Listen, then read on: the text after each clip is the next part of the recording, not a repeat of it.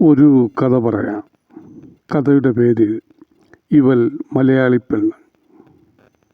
തുടങ്ങാം. നാളെ എൻ്റെ ബർത്ത്ഡേ ആണ്. നമ്മുടെ പ്രണയം തുടങ്ങിയതിന് ശേഷം എൻ്റെ ആദ്യത്തെ ജന്മദിനമാണ്. നമ്മൾ രണ്ടുപേരും മാത്രമായി ചെറിയൊരു ആഘോഷം. മിലൻ രാഖിയോട് പറഞ്ഞു.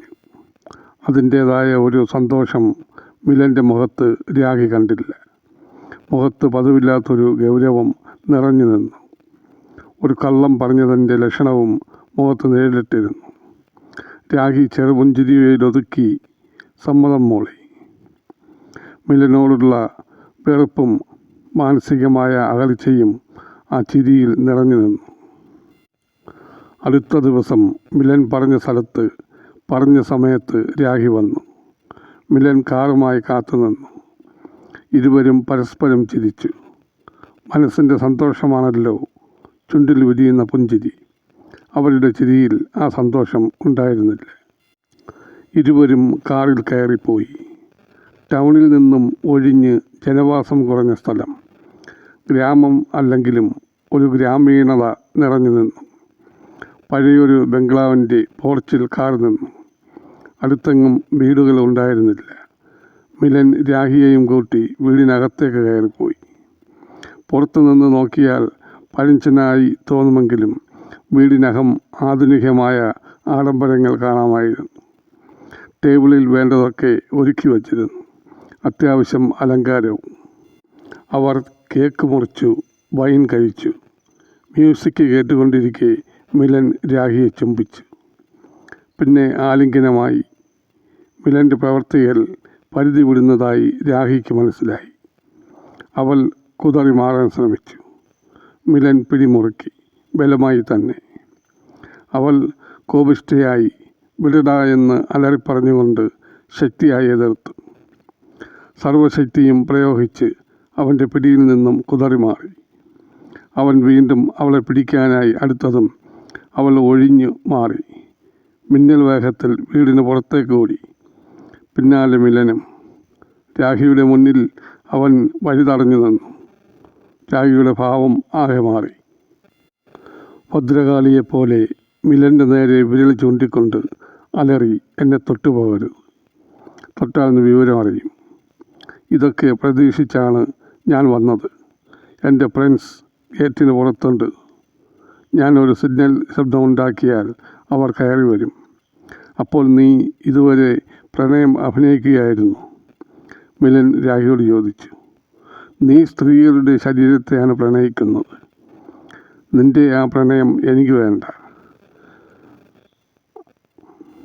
അഭിനയിച്ചതാണോ? ആ പറഞ്ഞത് പകുതി ശരിയാണ്. എന്തിനു വേണ്ടി എനിക്ക് മനസ്സിലാവുന്നില്ല. അത് കേട്ടതും രാഖി മിലൻ്റെ കണ്ണുകളിലേക്ക് നോക്കി. തീക്ഷ്ണമായ നോട്ടത്തിൽ അവളുടെ പതറാത്ത മനസ്സ് പ്രതിഫലിച്ചിരുന്നു. അവൻ്റെ മുഖത്ത് ഭയം നിഴലിച്ചു. കടുത്ത ശബ്ദത്തിൽ അവൾ തുടർന്നു. മിലനെ എനിക്കിഷ്ടമായിരുന്നു. നിൻ്റെ തനി സ്വഭാവം അറിയുന്നതുവരെ. നീയുമായി ഒരു കുടുംബജീവിതം ഞാൻ ആഗ്രഹിച്ചു. സ്വപ്നങ്ങൾ കണ്ടു. ഞാൻ അഭിനയിച്ചതൊന്നുമല്ല. മിലൻ ആയാലും മറ്റൊരാൾ ആയാലും വിവാഹം കഴിക്കുന്ന ആളിനെ മാത്രമേ മനസ്സ് പൂർണ്ണമായി സമർപ്പിച്ച് സ്നേഹിക്കുകയുള്ളൂ. നിന്നെ എനിക്ക് ഇഷ്ടമാണെന്ന് പറയുന്നവരെയെല്ലാം ഹൃദയം പറിച്ചു കൊടുത്ത് സ്നേഹിച്ചാൽ ഇതുപോലെ പിരിയേണ്ടി വരുമ്പോൾ മനസ്സ് വല്ലാതെ വേദനിക്കില്ലേ? അല്ലാതെ നിൻ്റെ പണത്തിനു വേണ്ടി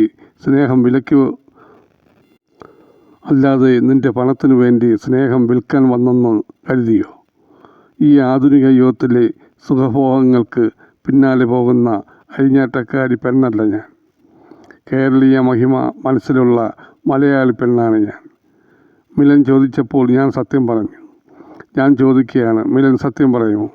വിവാഹം കഴിക്കാൻ വേണ്ടിയാണോ എന്നോട് സ്നേഹം കാണിച്ചത്? പറയൂ.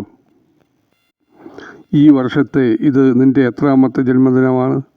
എത്ര പെൺകുട്ടികളെ നീ ഇവിടെ കൊണ്ടുവന്ന് നീ ജന്മദിനം ആഘോഷിച്ചു? നീ ഇത്രക്കാരനാണെന്ന് അറിയാൻ വൈകിപ്പോകാത്തത് എൻ്റെ ഭാഗ്യം. നിൻ്റെ കൂടെ ആഘോഷിക്കാൻ വന്നതല്ല ഞാൻ. ഇവിടെ വച്ച് നിൻ്റെ തനിനിറം കണ്ടിട്ട് എല്ലാം അവസാനിപ്പിക്കാൻ വന്നതാണ്. മിലൻ്റെ മുഖം താനെ കുമ്പിട്ടു. രാഖി തുടർന്നു. ഈ സമൂഹത്തിലാണ് ഞാനും ജീവിക്കുന്നത്. നിന്നെപ്പോലുള്ള കള്ളന്മാരെ തിരിച്ചറിയാനുള്ള ബുദ്ധി എനിക്കുമുണ്ട്.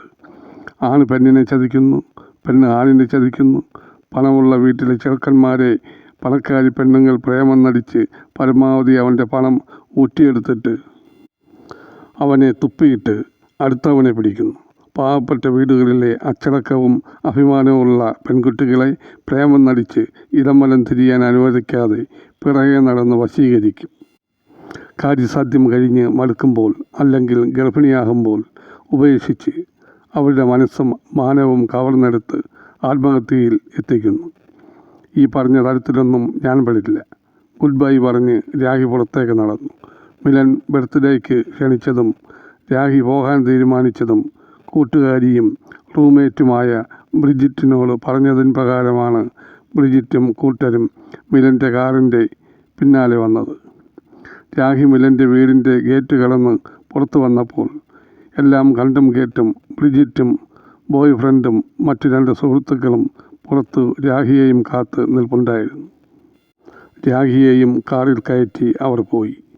രാഖിയെയും മിലനെയും ഒരുമിച്ച് പലതവണ കാണാനിടയായ മിലൻ്റെ ചതിയിൽപ്പെട്ട ഒരു പെൺകുട്ടിയാണ് മിലൻ്റെ സ്വഭാവവും പ്രവൃത്തികളും എല്ലാം രാഖിയോട് പറഞ്ഞത്.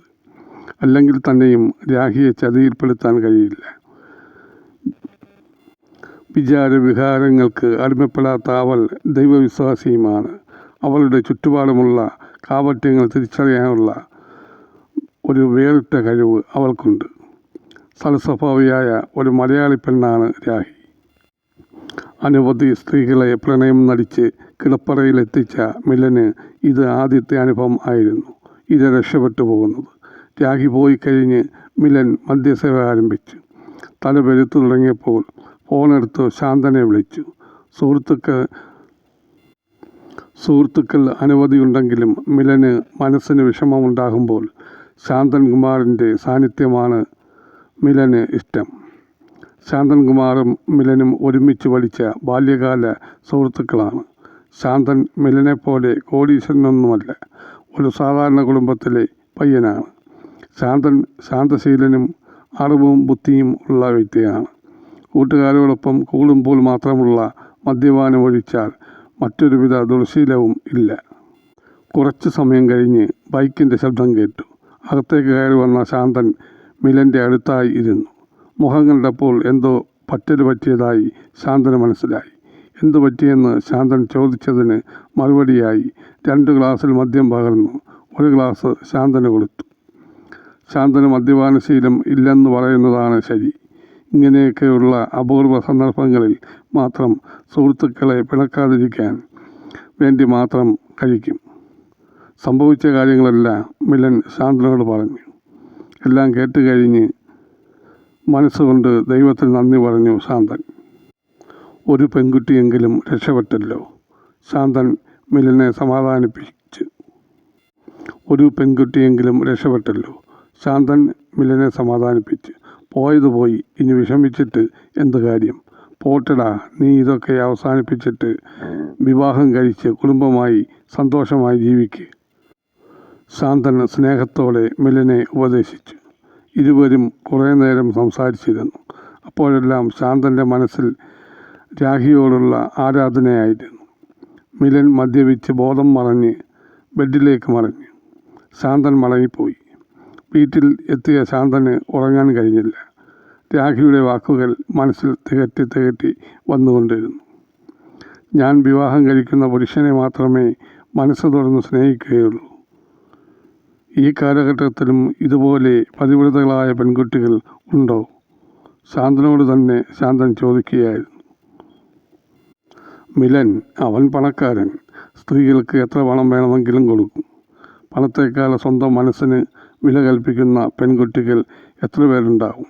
ഓരോന്നും ആലോചിച്ച് മദ്യലഹരിയിൽ എപ്പോഴോ ഉറങ്ങിപ്പോയി. നേരം പുലർന്നിട്ടും രാഖിയെയും രാഖിയുടെ വാക്കുകളും ശാന്തൻ മറന്നില്ല. മാസങ്ങൾ കഴിഞ്ഞു. ഇന്ന് ശാന്തൻ്റെ വിവാഹമാണ്. ക്ഷണപ്രകാരം മിലനും പോയി. ശാന്തൻ്റെ ഒപ്പം വിവാഹമണ്ഡപത്തിൽ വധുവായിരിക്കുന്ന പെൺകുട്ടിയെ കണ്ട് മിലൻ ഞെട്ടിപ്പോയി. അത് രാഖിയായിരുന്നു. ശുഭം.